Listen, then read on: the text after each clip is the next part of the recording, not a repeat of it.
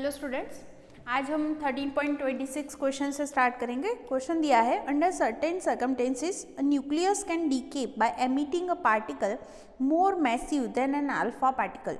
Consider the following decay process. एक जो है रेडियम में से PbN कार्बन बन रहा है और दूसरी भी एक प्रोसेस दी हुई है।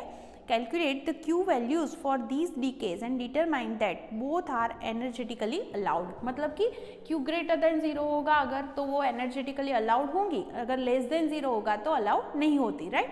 तो यहाँ पर हमें Q वैल्यू ही फाइंड करनी है। यहाँ पर फर्स्ट प्रोसेस जो हमें दी हुई है दैट इज रेडियम 88223, उसमें से बन रहा है Pb 82209 प्लस कार्बन 6C12। तो यहाँ पर Q वैल्यू के लिए क्या करेंगे हम, Q इक्वल टू हमारे पास फॉर्मूला रहेगी डेल्टा mc², मतलब मास ऑफ Ra है उसमें से mass of Pb minus mass of carbon करना पड़ेगा इंटू C²। अब हमारे पास ये सारी वैल्यूज़ जो है वो गिवन होती है, एग्जाम में आपको ये देंगे। तो मैं यहाँ से वैल्यूज़ लिख रही हूँ। रेडियम के लिए है 223.01850 माइनस 208.98107 माइनस 14.00324 इंटू C² मतलब 931.5 MeV। तो आपका जो आंसर होगा नियरर आएगा 31.85 MeV। तो ये एनर्जी आपको ऐसे मिल जाएगी। बहुत सिंपल है कैलकुलेशन, बहुत बार हमने ऐसे क्वेश्चन सॉल्व किए हुए हैं। चलो क्वेश्चन बी है, उसमें कौन सी प्रोसेस दी हुई है आपको, that is alpha emission. Alpha emission में है यहाँ पर Ra दैट इज 88223, उसमें से बन रहा है अल्फा एमिशन करके 219, दिस इज 86 प्लस 284 प्लस यहाँ पर Q जो है उतनी एनर्जी यहाँ पर मिलती है। फिर से हम सेम वे में कैलकुलेशन कर सकते हैं। Q equal to delta mc² that is mass of Ra minus mass of Rn minus mass of alpha into C²। सबका मास हमें यहाँ पर दिया है। Ra का मास है 223.01850 माइनस Rn का मास है 219.00948 माइनस अल्फा का मास भी हमें पता है और इंटू 931.5 MeV करेंगे तो हमारा आंसर मेगा इलेक्ट्रॉन वोल्ट में नियर मिल रहा है 5.98 मेगा इलेक्ट्रॉन वोल्ट। ओके, तो सिंपल क्वेश्चन है। मैंने जैसे बोला कि बहुत बार हमने ऐसे क्वेश्चन सॉल्व किए हुए हैं, तो आप इजीली इसको ऐसे लिख सकते हो। थोड़ा सा मैं घुमा रही हूँ बोर्ड की तरफ। ओके फाइन, चलो अब नेक्स्ट क्वेश्चन पर चलते हैं।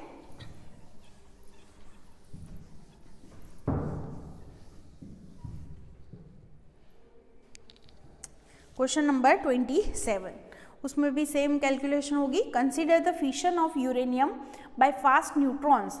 In one fission event, no neutrons are emitted and the final end products are beta decay of primary fragments are cesium and rubidium.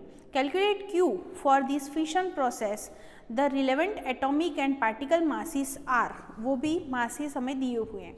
हमारे पास प्रोसेस कुछ ऐसी बताई है। यूरेनियम है हमारे पास 92,238, उसमें से जो प्रोडक्ट मिल रही है वो है सीजियम 58,140 प्लस क्या बन रहा है 44, रुबीडियम 99। ठीक है, तो यहाँ पर भी हमें कितनी Q वैल्यू है वो फाइंड करनी है। तो Q इक्वल टू, फिर से हमारे पास formula same way, Q equal to क्या करना होगा आपको डेल्टा mc², राइट। तो यहाँ पर सारी वैल्यूज़ आपको पता है तो आप यहाँ फाइंड कर सकते हो। डेल्टा मतलब अच्छा, इस पर न्यूट्रॉन का बॉम्बार्डिंग बताया है, ये चीज़ रह गई यहाँ पर। न्यूट्रॉन जो है न्यूट्रॉन का बॉम्बार्डिंग करके आपने ये प्रोसेस की हुई है, फिशन प्रोसेस है इसलिए, राइट। तो अब क्या करना होगा, मास ऑफ मुझे क्या लेना होगा, uranium plus mass of neutron, उसमें से ये दोनों का मास मुझे माइनस करना पड़ेगा जिससे मुझे मास डिफेक्ट मिल सके और उसके इक्विवेलेंट हम एनर्जी कैलकुलेट कर सकते हैं। मास ऑफ यूरेनियम पता है 238.05079, न्यूट्रॉन का मास तो आप जानते हो 8665 माइनस मास ऑफ सीजियम वो पता है 139.90543 और रुबीडियम का है 98.9059 इंटू क्या करना होगा 931.5 MeV। तो हमें Q वैल्यू जो है वो मिलेगी 2 नियरर 231.1 MeV। ये बीच का कैलकुलेशन भी आप यहाँ पर दिखा सकते हो और इजीली कैलकुलेशन कर सकते हो। तो ये हो गया हमारा क्वेश्चन 27। सारे Q वैल्यू वाले बहुत सारे ऐसे क्वेश्चंस हैं हमारी बुक में, तो इसको आपको ऐसे कैलकुलेशन करना होता है। चलो उसके बाद वाला क्वेश्चन है 28, जिसमें है consider the process 1H2 plus 1H3 gives 2He4 plus neutron. Calculate the energy released in MeV means mega electron volt in the reaction from the data. देखिए पहली चीज़ है हमें कितनी एनर्जी मिल रही है वो फाइंड करना है, जो हमने ऑलरेडी अभी थोड़ी देर पहले जैसे कैलकुलेशन किया था सेम वे वही करना है। हमें क्या करना पड़ेगा, एनर्जी मतलब Q इक्वल टू फिर से डेल्टा mc²। हम क्या करेंगे, mass of 1H2 plus mass of 1H3 है, इसमें से ये दोनों का मास मुझे माइनस करना पड़ेगा, मास ऑफ 2He4 प्लस और mass of neutron into c²। सभी वैल्यूज़ हमारे पास होती है।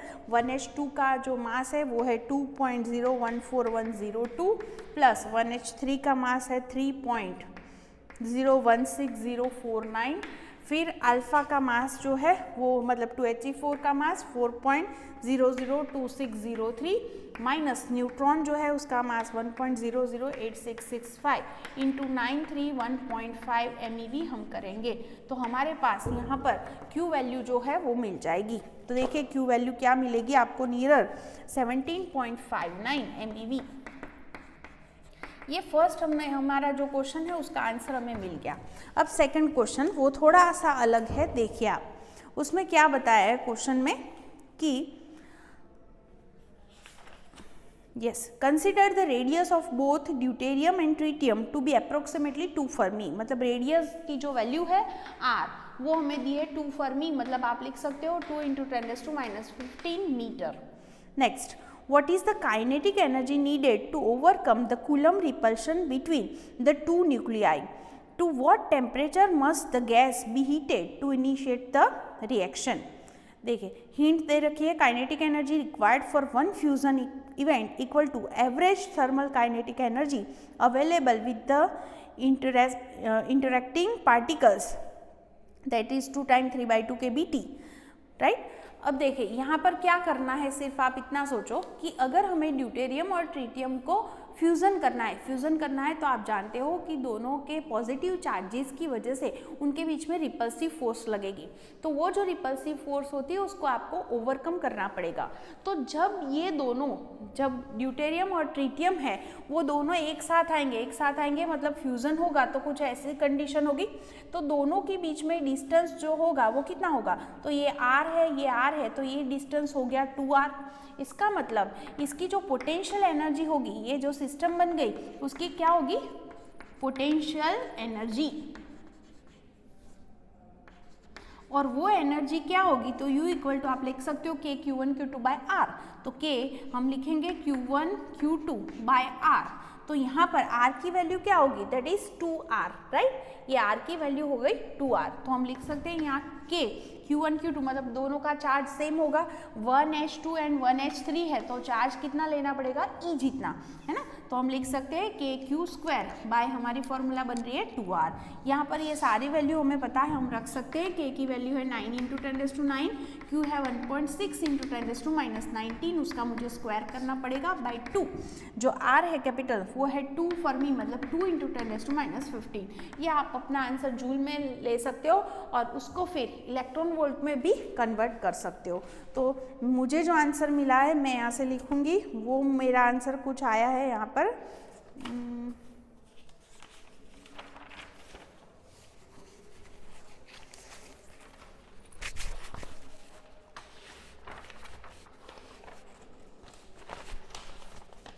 That is 5.76 × 10⁻14 joule. मैं फिर से बोलूँगी 5.76 ×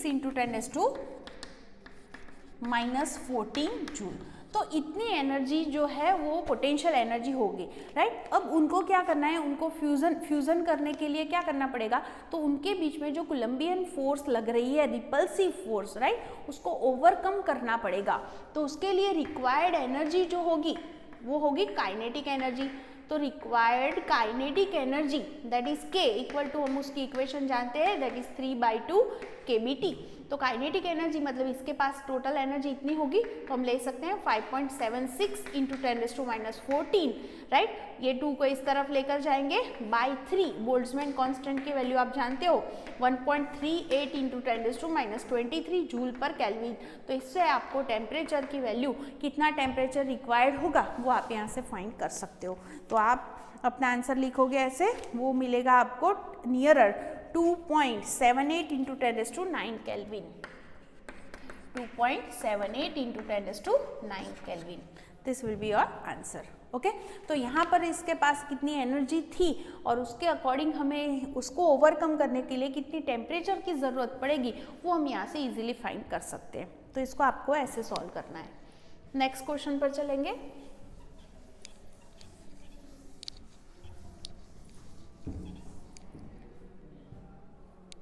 देखिए उसमें क्या है, एक आपको फिगर दे रखी है, obtain the maximum kinetic energy of beta particle and radiation frequency of gamma decays in the decay scheme shown. यहाँ पर आपको जो है वो गोल्ड और Hg दोनों जो है मर्क्यूरी, दोनों की मास भी दे रखी है। आपको यहाँ पर कुछ जो फिगर ये दी है, कुछ इसका मतलब ऐसा है, AU है आपके पास 79198, राइट। उसमें से क्या हो रहा है, सपोज बीटा 1 माइनस का एमिशन हो रहा है, तब वो 1.088 MeV वाले स्टेट में जा रहा है। उसके बाद है 0.412 MeV and last is 0 MeV। अब देखो ये ट्रांजिशन कुछ ऐसा दिखा है, ये है गामा 3, ये है गामा 1 और यहाँ से यहाँ अगर आया तो है गामा, ये 2 है सॉरी, और बीटा 2 का एमिशन होके वो यहाँ पर आ रहा है। अब इसका मतलब आप समझ सकते हो यहाँ पर कि कोई भी न्यूक्लियस जब अपने अंदर से अल्फा या बीटा का एमिशन करता है तब वो जो है वो अपने एक्साइटेड स्टेट में होता है, वहाँ से उसको ग्राउंड स्टेट में जाना है, तो उसके लिए वो एनर्जी क्या करता है, रिलीज करता है in form of gamma rays. तो यहाँ पर क्या हुआ, सपोज AU है, उसने बीटा 1 का अगर एमिशन किया तो वो कौन सी स्टेट में पहुंचा, उसके पास थी एनर्जी 1.088 MeV। तो वो ऐसे कर सकता है, अगर वो गामा 1 का एमिशन करेगा तो वो कहाँ पहुंच जाएगा, अपनी ग्राउंड स्टेट में। वो क्या बन रहा है वहाँ पर, Hg 8198, राइट।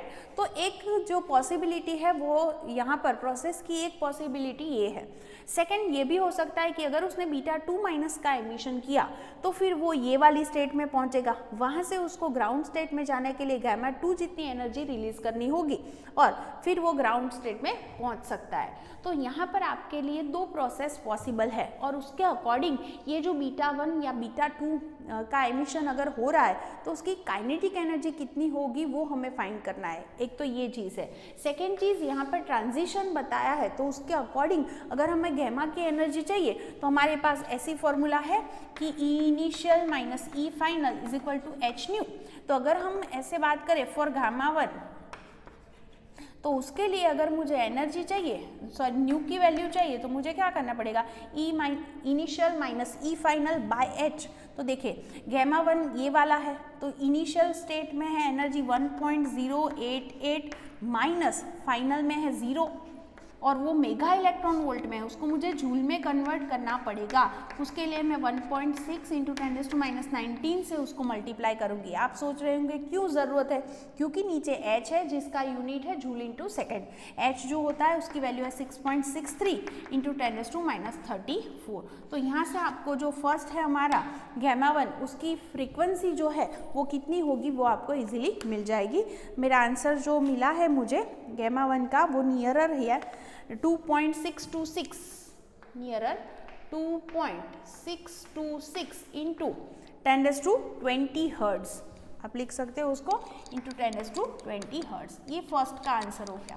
अब सेकेंड, अगर मैं गामा 2 के लिए बात करूँ तो देख सकते हैं ट्रांजिशन कहाँ से कहाँ हुआ, 0.412 से 0 में। इसका मतलब for frequency for gamma 2 that is मैं उसको न्यू 2 लिख रही हूँ, तो क्या करना पड़ेगा, 0.412 माइनस 0, मेगा है मतलब 10⁻⁶, और उसको मैंने जूल में कन्वर्ट कर दिया और उसको भी मैं 6.63 इंटू 10⁻34 से डिवाइड करूँगी, तो इसका भी मुझे आंसर मिल जाएगा। इसकी फ्रीक्वेंसी मुझे मिली है नियरर 9.943 इंटू 10⁻19 हर्ट्ज।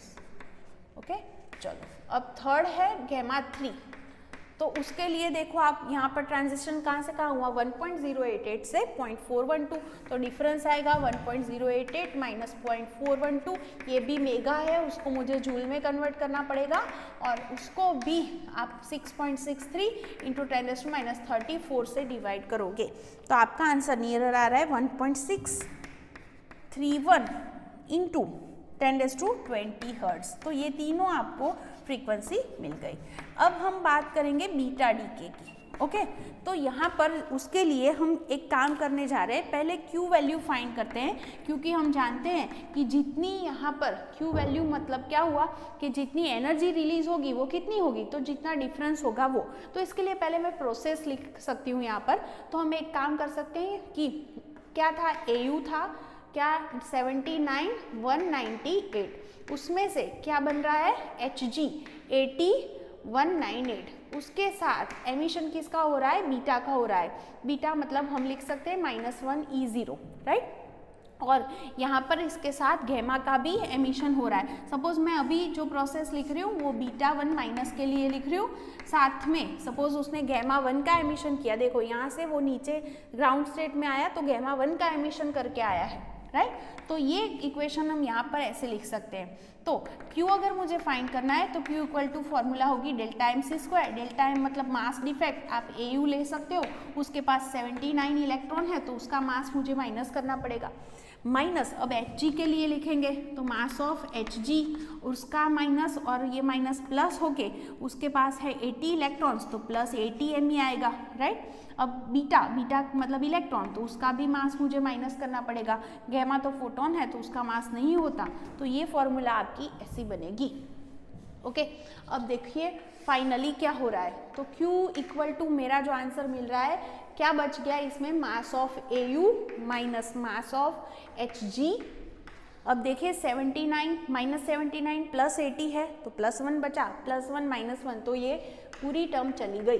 अब जो है AU और HG का मास दिया हुआ है क्वेश्चन में हमें, राइट, तो वो ही हम लिख सकते हैं यहाँ पर 197, AU का मास है 197.968233 और HG का है 197.966760, और उसको मुझे मल्टीप्लाई करना पड़ेगा 931.5 MeV से, तो Q वैल्यू जो है वो मुझे मिल जाएगी। मेरा जो आंसर है वो आया है नियरर 1.372 MeV। अब देखिए यहाँ पर जो आपको समझना है वो चीज़ ये है, अब Q जितनी एनर्जी जो रिलीज हुई वो किसको मिलने वाली है, जो भी प्रोडक्ट्स है उसकी काइनेटिक एनर्जी के फॉर्म में वो एनर्जी होगी, तो इसको मिलेगी एनर्जी, इसको भी मिलेगी और इसको भी मिलेगी। हम जानते हैं Hg जो है वो बहुत हैवी है, तो काइनेटिक एनर्जी जो है उसकी नियरर क्या होगी, तो Q एनर्जी हम किसको देने वाले हैं, एनर्जी ऑफ क्या होगी, Hg plus energy of beta 1 minus plus energy of gamma 1, right.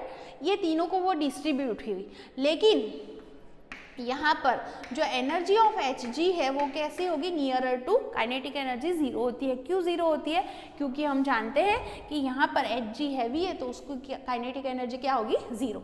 इसका मतलब ये हुआ कि kinetic energy of beta 1 minus कैसे फाइंड करोगे आप, तो Q वैल्यू में से किसकी एनर्जी मुझे माइनस करनी पड़ेगी, गामा 1 की, तो Q वैल्यू, Q मतलब 1.372 है, उसमें से गैमा 1 की एनर्जी मुझे माइनस करनी है। गैमा 1 की एनर्जी मतलब ये डिफरेंस जितनी कितनी हुई, 1.088 माइनस 0 मतलब उसकी एनर्जी है 1.088 MeV।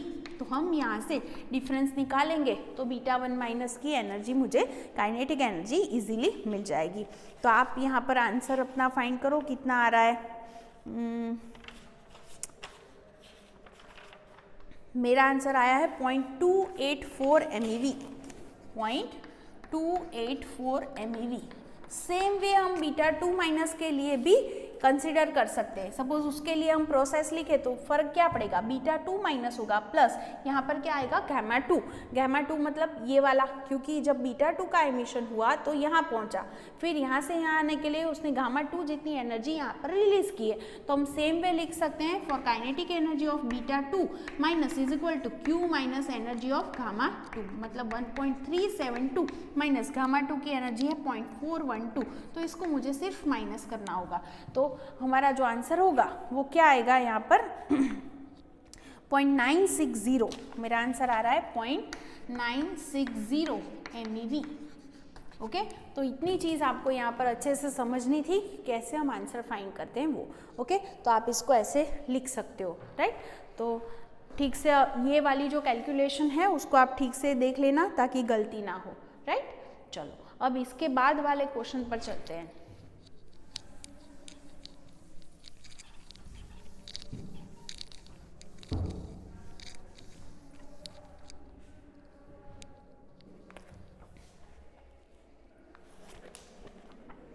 नेक्स्ट क्वेश्चन है हमारा question number 30। Calculate and compare the energy released by a fusion of 1 kilogram of hydrogen deep within sun, and second the fission of 1 kilogram of uranium 235 in a fission reactor. देखिए, पहली चीज़ है हमें hydrogen का fusion करना है। 1 kilogram hydrogen है। हमने जो फ्यूज़न प्रोसेस पढ़ी थी उसमें ये चीज़ देखी थी कि अगर आपके पास 4 हाइड्रोजन है उसका फ्यूज़न करोगे तो नियरर 26 MeV जितनी एनर्जी रिलीज हो रही है। तो पहले तो मुझे ये करना होगा कि हाइड्रोजन जो हमें दिया है 1 किलोग्राम, तो उसमें नंबर ऑफ न्यूक्लियाई कितने होंगे जिनका फ्यूज़न हो रहा है। तो हम पहली चीज़ यहाँ पर ये कर सकते हैं कि हियर हाइड्रोजन मतलब 1H1 इज गिवन। इसका मतलब ये हुआ कि in 1 gram hydrogen number of atoms are Na, right. Therefore in 1 kilogram मतलब 1000 ग्राम में नंबर ऑफ एटम्स कितने होंगे, तो आप लिख सकते हैं 1000 इंटू Na, ये हो गए, राइट। अब हम जानते हैं now bye fusion of 4 hydrogen 26 MeV energy will be released. So by fusion of n hydrogen atoms कितनी एनर्जी रिलीज होगी, तो energy equal to n into 26 MeV बाय 4। n मतलब है 1000, Na मतलब 6.02 इंटू 10⁻23 मल्टीप्लाई बाय 26 बाय 4। ये आपको answer MeV में मिलेगा। कितना मिलेगा मैं यहाँ से लिखूँगी। मुझे जो आंसर मिल रहा है वो है यस 39.1495 इंटू 10⁻26 MeV। इतना आंसर मुझे यहाँ पर मिला है। चलो, ये तो हो गई प्रोसेस फ्यूज़न की। अब फिशन की बात करते हैं। फिशन के लिए हमें यूरेनियम 235 दिया है, तो उसके लिए भी यूरेनियम 235 इज गिवन, तो उसके भी नंबर ऑफ न्यूक्लियाई कितने हैं फाइंड करेंगे कैसे, तो इन 235 ग्राम नंबर ऑफ न्यूक्लियाई कितने होंगे Na। देयरफॉर इन 1000 ग्राम कितने होंगे नंबर ऑफ न्यूक्लियाई, तो 1000 Na बाय 235, तो ये n मिल गया। अब हम जानते हैं कि फिशन प्रोसेस जब होती है तो क्या होता है, एक यूरेनियम का फिशन होता है तो अराउंड 200 MeV एनर्जी रिलीज होती है। तो हम यहाँ लिख सकते हैं इन फिशन 200 MeV एनर्जी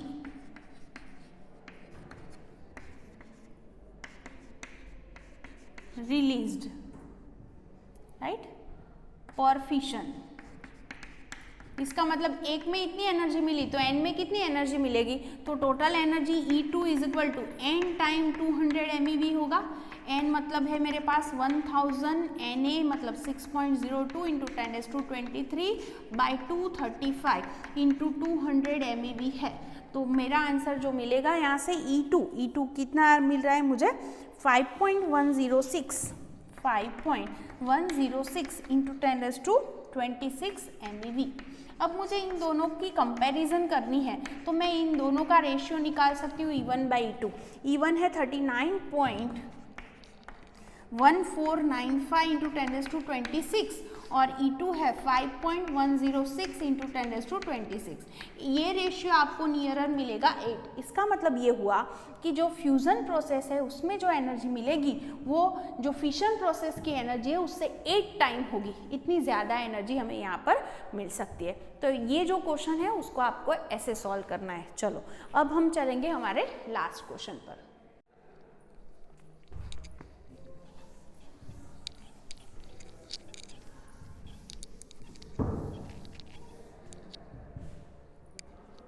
चलो क्या है हमारा क्वेश्चन में दिया है suppose India had a target of producing by 2020 AD 2 lakh megawatt of electric power. मतलब हमारा टारगेट क्या है, target for power equal to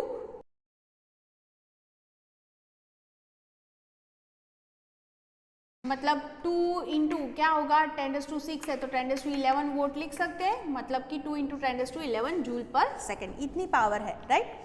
अब है ऑफ इलेक्ट्रिक पावर, ये इतनी क्या चाहिए हमें, electric power.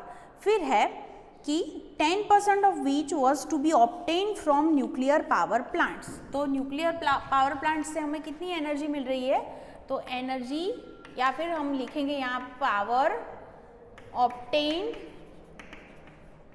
From nuclear reactor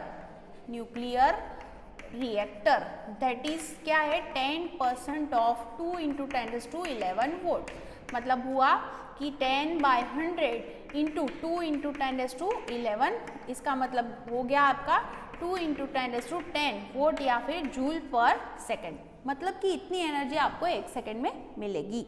अब है suppose we are given that on an average the efficiency of utilization, that is conversion to electric energy of thermal energy produced in a reactor was 25%। मतलब उसकी efficiency हो गई 25%, मतलब thermal energy जितनी मिल रही है उसमें से वो 25% को इलेक्ट्रिक एनर्जी में कन्वर्ट कर रहा है।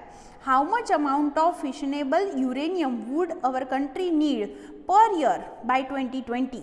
Take the heat एनर्जी पर fission of uranium to be about 200 MeV। देखिए यहाँ पर जो है हमारे पास इतनी चीज़ है कि हमें हमारा टारगेट ये है कि 1 सेकेंड में हमें इतनी पावर चाहिए, लेकिन जो पावर प्लांट है वो प्लांट क्या कर रहा है, उसमें से 10% जो एनर्जी है वो ही हमें इसकी 10% मिल रही है, तो वो हमें एनर्जी फाइंड कर ली। अब हमें क्या चाहिए, पूरा 1 साल है हमारे पास, 1 साल में हमें कितनी एनर्जी मिल सकती है, तो आप देख सकते हो इतनी एनर्जी जो है वो 1 सेकेंड में मिल रही है। इसका मतलब energy obtained in 1 year equal to, कैसे फाइंड कर सकते हो, तो एनर्जी इज इक्वल टू आप लिख सकते हो पावर इनटू टाइम। आप जानते हो formula, power is equal to energy upon time, then energy equal to power into time. Power जो है वो है 2 इंटू 10⁻10 और टाइम है 1 ईयर। 1 ईयर है तो उसको आप सेकेंड में कन्वर्ट कर सकते हो, मतलब 3.16 इंटू 10⁻7 से मल्टीप्लाई करके, राइट। तो आपको जो है आंसर मिलेगा अराउंड कितना मिल रहा है मुझे 6.3072 इंटू 10⁻17 जूल। इतना जो है वो यहाँ पर एनर्जी हमें 1 ईयर में मिल सकती है। अब सेकेंड पार्ट में क्या है, देखिए यहाँ पर ये चीज़ बताई है कि यूरेनियम जो है उसका फिशन करके हमें 200 MeV एनर्जी मिल रही है, लेकिन जो एफिशिएंसी ऑफ रिएक्टर है वो कितनी दी हुई है 25%। तो यहाँ पर हम लिख सकते हैं कि we get 200 MeV energy by fission, right? इतनी एनर्जी हमें मिल सकती है, but efficiency of a reactor equal to 25%। वो 25% एनर्जी ही इलेक्ट्रिक एनर्जी में कन्वर्ट कर सकता है। तो हम लिख सकते हैं देयरफॉर इलेक्ट्रिक एनर्जी कितनी मिलेगी आपको, तो आप लिख सकते हो 25% ऑफ 200 MeV, मतलब कि 25/100 इंटू 200 MeV। मतलब 0 तो कैंसिल हो गया, मतलब 50 MeV ही मिल गई। ये एनर्जी को आप जो है वो जूल में कन्वर्ट करोगे तो क्या आंसर मिलेगा, 10⁶ इंटू 1.6 इंटू 10⁻⁻19 करोगे, जूल में लेना पड़ेगा ताकि हम कंपेयर कर पाए।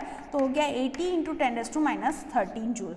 तो इसका मतलब ये हुआ कि इतनी एनर्जी चाहिए हमें, इलेक्ट्रिक एनर्जी, तो उसके लिए रिक्वायर्ड यूरेनियम कितना हुआ, तो यूरेनियम मतलब एक यूरेनियम का फिशन किया हमने, तो हमें टोटल इतनी एनर्जी चाहिए। तो इतनी एनर्जी के लिए रिक्वायर्ड यूरेनियम कितना होगा, उसके नंबर ऑफ एटम्स कितने होंगे वो हम फाइंड कर सकते हैं।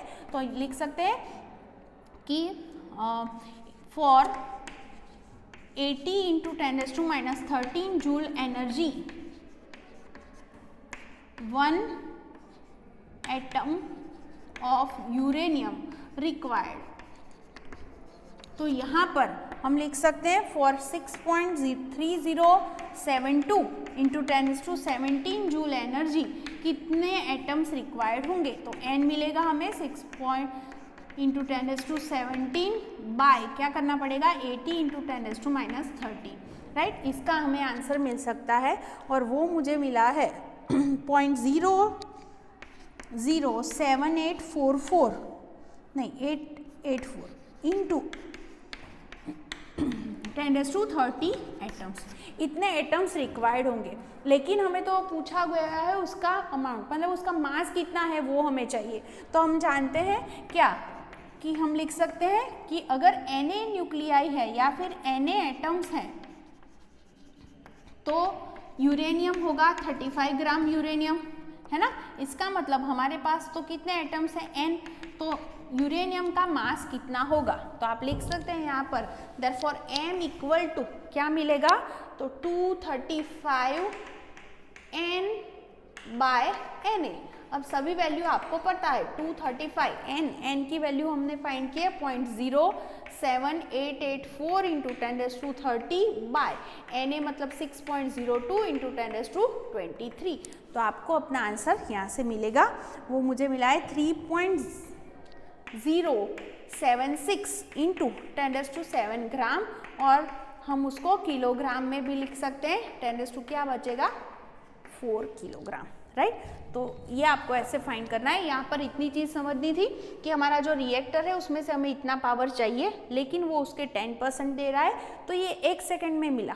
तो हमारे पास 1 साल है, तो उसमें हमें कितनी एनर्जी चाहिए, तो इतनी एनर्जी हमें चाहिए। उसके लिए हमें रिक्वायर्ड यूरेनियम कितना होगा, तो हम ये जानते हैं कि हमारे पास 1 यूरेनियम होता तो वो हमें इतनी एनर्जी देता, लेकिन उसकी फिशन से। लेकिन रिएक्टर की एफिशिएंसी क्या है, उसके 25% को ही वो इलेक्ट्रिक एनर्जी में कन्वर्ट कर सकता है, तो हमने उसका 25 कंसीडर कर लिया। तो हमने ये देखा कि इतनी एनर्जी के लिए 1 यूरेनियम का एटम रिक्वायर्ड होगा, उसका 1 का फिशन करेंगे हम, तो ये एनर्जी हमें मिल सकती है इलेक्ट्रिक एनर्जी। तो इतनी इलेक्ट्रिक एनर्जी चाहिए तो उसके लिए कितने यूरेनियम होंगे रिक्वायर्ड, तो उसके एटम्स मिल गए, नंबर ऑफ एटम्स। फिर तो इजी है कि अगर इतने Na एटम्स है तो 235 ग्राम यूरेनियम होगा, तो n एटम्स के लिए कितना यूरेनियम चाहिए, तो आप उसको ऐसे फाइंड कर सकते हो। ओके, तो यहाँ हमारा चैप्टर जो है उसके न्यूमेरिकल इतने थे, ख़त्म होते हैं। अच्छे से उसको प्रैक्टिस करते रहना।